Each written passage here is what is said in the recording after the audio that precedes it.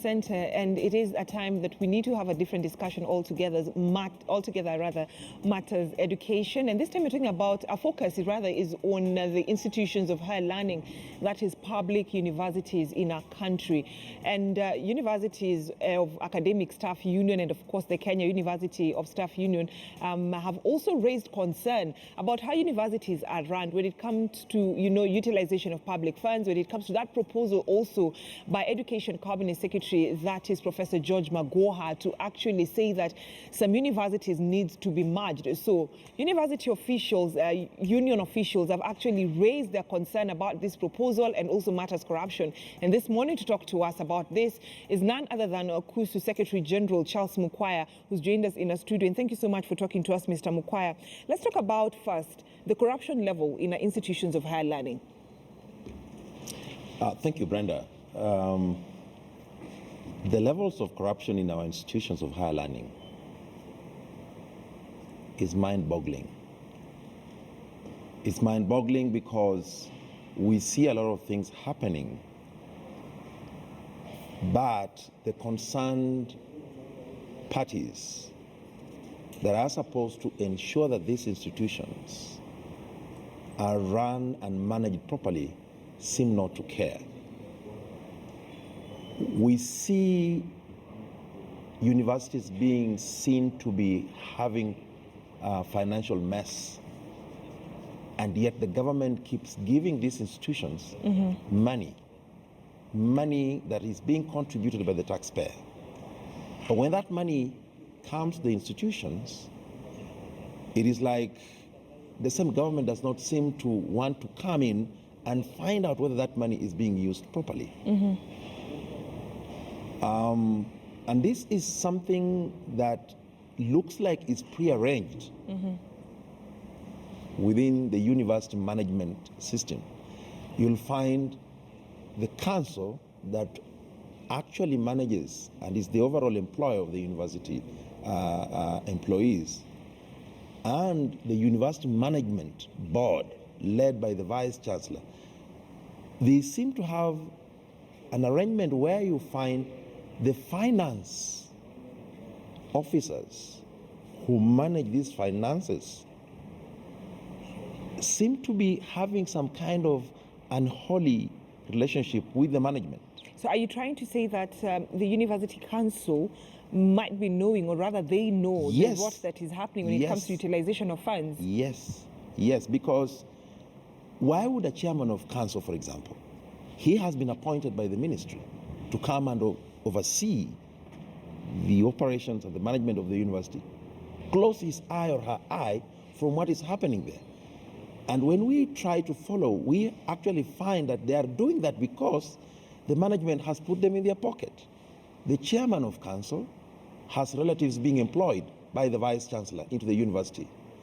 The members of council are doing business with the universities. Therefore, and it's very interesting you're bringing that aspect of, you're accusing, some vice chancellors and, of engaging in corruption, activities within the institutions of higher learning. But the question is, every time, you union officials, be it WASU, be it KUSU, where you represent, talk about corruption, mostly we hear you talk about vice chancellors. Some vice chancellors are corrupt, some vice chancellors are doing this and that. How come you've never mentioned, some of the council chairs that you are saying are, taking part in these corruption deals? First and foremost, the councils don't do the day-to-day running and management of the university. The people who do the day-to-day management activities of the university are the vice chancellors and their university management board. And therefore, if there is going to be anything, first and foremost, is that person, is the accounting officer who is the CEO. That's the person. The councils, their chairpersons and so on and so forth, are outside the university. And you'll be surprised that most of these councils and even their chairpersons, you cannot reach them without going through the vice chancellor. If you try to report, for example, that perhaps a given vice chancellor seems not to be doing the right thing, and therefore you want to reach the employer, who is the council, you try to get that chairperson. He tells you, no, if you want to have any petition or any application that you want to make, make it through the vice chancellor. So you find how it becomes difficult, therefore, to reach the council itself, Right. to place the matter that you would like it addressed to the persons that you want. It is blocked. You cannot get there. All right. And some of the vice chancellors will even go ahead and tell you, you will not be able to see the chairman or the council without me. So it's like a roadblock that has been put Exactly. between the university staff Yes. or the lecturers who are raising concern. Yes. So you can't either see you can't see the vice chancellor and you can't see the chair. The vice chancellor you'll see. The vice chancellor you see, but the chair of the chair council, of council you cannot. and the members of that council. You It's cannot. very difficult. All right. Now let's look at it from a different angle. And recently, as late as, not really late, but as of late as last year, 2018, when you had the longest strike within the institutions of higher learning, the public universities, there was concern that as much as the universities were asking for, the staff and the support staff were asking for salary increment, there was another concern that even, remittance is not being done. Is it because of corruption? And when I talk about remittance, is remittance to NHIF, remittance to KRA, remittance to NSSF? Brenda, what you're saying is absolutely correct. We had one of our longest strikes last year, spanning from March through all the way to the very end of May. And during that particular time, of course, the universities, we were pushing for salaries and housing allowance increment. And that is because, as per the provisions of the Constitution of Kenya, and of course the Labor Relations Act 2007, we are entitled to negotiate with our employers. Through the regulations and advice of the Salary Remuneration Commission, we do that after every 4 years. And therefore last year we're doing our CBA, a negotiation, only to realize soon after that these employers did not have any tangible counter proposal that they were going to give us. And they kept on taking us in circles. And eventually workers decided to down their tools. Now, when we did that, what came out as we were pushing for the counter proposal, a commensurate counter proposal to our proposal, so that we could then engage in negotiations, many other things came out. What you've talked about the statutory deductions that were being made from these workers were not being remitted to the respective accounts. You talk about NHIF, NSSF, you're talking about payee, you're talking about people who have taken mortgages and bank loans and cooperative loans. All these were not being remitted to where they're supposed to be. And so it became a concern, and I think we took it all the way to Parliament. Now, you're asking whether that is because of corruption. The reason as to I'm asking if that is because of corruption, Yes. It's because one would ask and one would wonder, you do the deductions, but you don't submit what you're deducting from my salary. Yes. Yes, it could be due to corruption, and also it could not be due to corruption. It could be due to corruption where the government has given these universities adequate funds to do all those things, take care of the recurrent budget, deduct money, whatever they're supposed to deduct for pension schemes and so on and so forth, and then they fail. When that money has been disbursed to these institutions, and that is not happening, then one can easily think that then is corruption. But on the other hand, some, if not most of these universities at that particular time, and even now, you'll also find that the government did not give adequate funding to those institutions. So we are basically talking about where money has been given. And somebody somewhere sits, deducts staff money, and he chooses not to remit the money. Okay, so that is corruption. As we speak right now, your members, you're the Secretary General of KUSU, the Kenya University Staff Union. Your members, how many have gone through their payslip? They've seen this amount of money has been deducted but has not been remitted to the relevant authorities. I may not be able to give you the exact number, but majority of those members have brought those complaints, and they keep bringing them up to date, that their emoluments are being deducted but not being remitted, to the extent that some of them have had their names, profiled At the at the CRB. And that complaint is still on. But at this juncture, I would like to thank the current CS Education that he has tried his level best to try and reduce that particular date by ensuring that universities get some money from the government to try and settle some of those debts. But still, debts are again accruing. So the problem has not been removed. But there are those universities that have money, I can tell you, that really do not rely on what is coming from the exchequer per se. And it's good you brought out that point, because I remember during your strike, the longest strike you had last year, I remember both KUSU and WASU officials, saying that as much as they depend on the government funding, there are also people who, students who are self-sponsored. They pay, their tuition fee, and yet universities are crying that they don't have enough money. Yes, majority of the large old universities are the most hard hit. They don't have adequate funding from the exchequer. But the young, smaller universities, you will be surprised to find that the little that they receive from the government, somehow it is enough for them to carry on with the activities and so on and so forth. But still, we cannot fail to apportion blame. Even those that do not get enough capitation from the government, they still involve themselves in acts of corruption and acts that are not very clear. Even those young universities that receive adequate funding, they involve themselves in plunder of these public resources. And it's good you've talked about funding.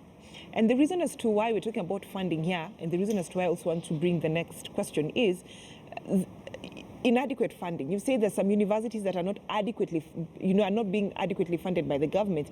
Hence the proposal also by the CS, the education CS, to actually propose that some universities should be merged, and they're given 2 weeks, for at least to come out for universities to be merged because of, lack of adequate funding, lack of infrastructure, and this was seen as a way of actually trying to bring to an end the challenges that these institutions were facing, or rather are facing right now.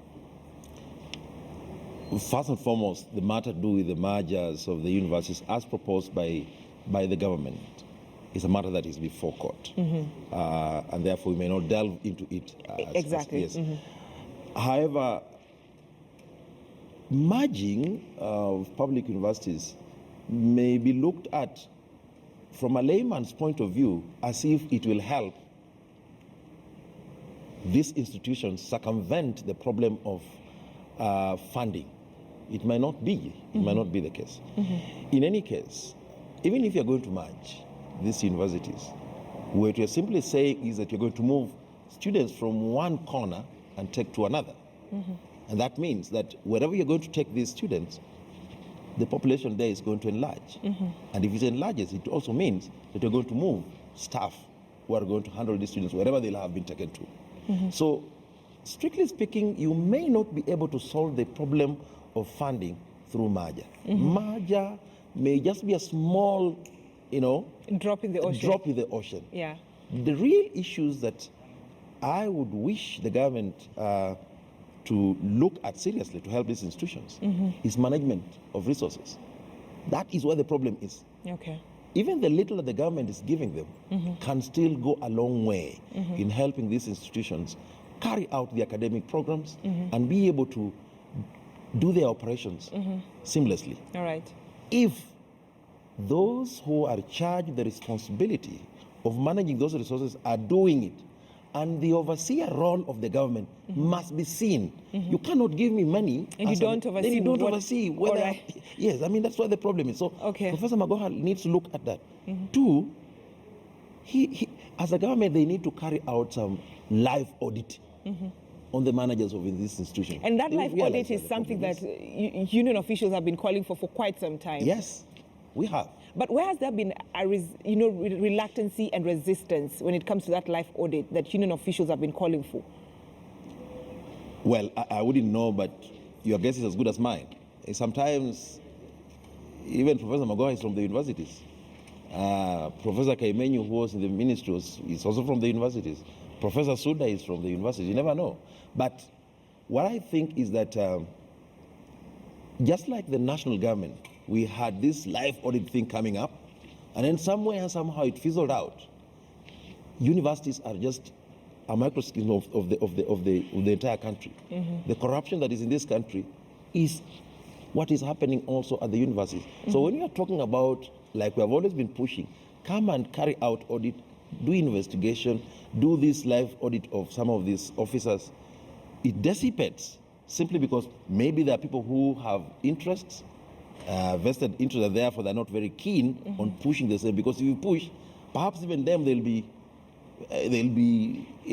found to have put their fingers in the till. All right, and Mr. Mukwaya, from your explanation, what you're saying is that there's too much rot within institutions of higher learning when it comes to, corruption. And when I talk about corruption, it's just misuse of public funds. You're also mentioning issues to do with, tenders that are being given out, employment that's being done. And so the Auditor General, anytime people talk about corruption within institutions of higher learning, the Auditor General comes in. Are these concerns that when the Auditor General is doing the audit within the universities, is it something that union officials have also raised with the Auditor General? Thank you, Brenda. I will not say that we have raised the matter with the Auditor General when they come at the university. First of all, even when the auditors come to do that work, you will not even know that they're there. As union officials, we are not made aware that they have come, they are carrying out their work, or perhaps they require us to also to go and give our views. That we don't know, but it goes on. But the recent case of Masai Mara, you heard it. When somebody somewhere says, no, we've got to get some money, we are going to see the auditor, we will sit down with them and so on and so forth. It tells you that these institutions go a long way. Even if the auditor will come up with a thorough audit to ensure that these institutions are actually put to task, there is a way that some of those reports don't see the light of the day. That is where the problem is. And that's why we're saying that not only the auditor, I think all investigative agencies of the government must come in. For example, in most of these institutions, tendering, I've already told you, they do business with themselves. The council members do business with these institutions. Council members have their own relatives being employed and so on and so forth. They look at which side of the bread is buttered for me. When you look at human resource, how do they recruit staff? Very skewed. And just hold on to that part of recruiting staff, because we'll get there, because there has been a proposal to recruit staff on contract basis. Just hold on to that. Let's go back to what I'd asked about the Auditor General. So you're saying that when the audit is being done, union officials or even university staff or lecturers don't even know auditors are here to carry out audits. But do you go through the audit report when it's released, and when you get a hold of that report, do you raise questions? We do get hold of it, but at that particular time, it's already gone. It's already done. So even if you had to raise any issues, it is already finished. But where we have been able to get areas of concern and we have raised them, we have had to write to the relevant government agencies, raising our complaint that on this particular aspect, we are seeing ABCD. Can you pay a close attention on this particular aspect? We have done that for all these years, and nothing has come through. Nothing has come through. So it really frustrates our efforts in trying to ensure that these institutions do the right thing and do due diligence. Yes. Now let's go back to what you talked about, employment of staff. And there had been a proposal to ensure that staff at the institutions of higher learning are employed on contract basis. And there's been a lot of opposition towards that. You being one of them, you had raised concern about employment of staff, and on contract basis rather. Yes, our concern is that first and foremost, contract is not bad. It's being employed on contract may not be bad. But our concern has been if that is going to be used for ulterior motives, then we get in. Sometimes you will find that universities may want to employ this staff on contract so that they are not open to unionism, open to be members of the union. Okay, so that at the end of the day, unions will have their numbers shrinking, because the permanent and pensionable members of staff, through the national attrition and so on and so forth, their numbers are diminishing with time. And therefore you end up having now most of the staff who are coming in on contract. That then makes the employer, right, sort of giving him or her an open sphere to do his or her thing, because now he will not have anybody who is going to like check and tell him or her, no, you're doing the wrong thing. But don't you think it's because of funding? Because I mean, having an employee and a permanent and pensionable basis, it also means the budget for the institution will go high. And hence the reason as to why there's an argument that on a contract basis, it will actually help the institutions when it comes to their budget. In fact, our own research has found that staff on contract are more expensive, because you're paying them gratuity at 31% after every year of contract, okay? That is much higher than this member who is on permanent and pensionable, because he may just contribute to his or her pension scheme. So at the end of the day, those members of staff who are on contract, the employers spend more in terms of paying their service gratuity, which again is government controlled, okay? So it's much more a bigger budget than when you are having them on permanent and pensionable scheme, yeah. So as we speak right now, as a union official, I know you're not, the question I'm about to ask you will require a response from WASU, because this will touch on their members. But there has been also concern that as much as people are pushing for permanent and pensionable basis, even for some lecturers, the government, and especially I remember, the former cabinet secretary, who is now the interior cabinet secretary, and he said during his time, that was last year, when you're pushing for higher pay, when you're pushing for, statutory deductions to be remitted, there is a concern that as much as you're saying, let's employ them on permanent and pensionable basis, some of these people have their legs here, I mean, working or in this university, tomorrow they're working in that university. They don't concentrate Brenda, on one university. Right. They're all over. Right. Brenda, that is what I'm telling you, is all about management and administration. The question is, why are they here and there? It's because they're poorly paid. And therefore, somebody is trying to make sure that he earns an extra coin. Okay? If these men and women are well paid, taken care of, their dependents are well taken care of, they will not see the need of moonlighting. They will not be able to see that. They will stay put and put their best foot forward where they're employed. But here is a situation where I am teaching this university. I do not know whether my child is going to have dinner or is going to go to school tomorrow, because I'm poorly paid. What will stop me from looking for an extra coin elsewhere, and somebody is willing to give me that coin? I'll risk and do it. So the secret is, the government is the one that is supposed to ensure that these men and women are well taken care of. Just like we are saying, the money that is given to the university, the government must make sure that that money is utilized properly. If it's utilized properly, these institutions are rich. These institutions will run their programs properly. Okay, let's flip the coin, Mr. Mukwaya. We're talking about corruption in universities. Here we are blaming, you're blaming or leveling allegations on some VCs and some chairpersons of the university councils. But there's also corruption among the staff and some lecturers, because there has been cases whereby you'll go to university and you'll be told, the staff will tell you, for you to get this service, you need to give me this amount of money. We have seen cases, heard of cases, reported of cases in the media where some students have to part ways with some cash so that they can be given good gradings or for them to graduate. Yes. Isn't that corruption? That is corruption. Definitely that is corruption. But why should the government allow that kind of thing? If the management of a university is thorough in its work and it's doing due diligence, it's very easy to read out or to identify such, ills within the larger university community. It's very easy to get rid of them and ensure that that does not happen. But do you accept it happens? Yes.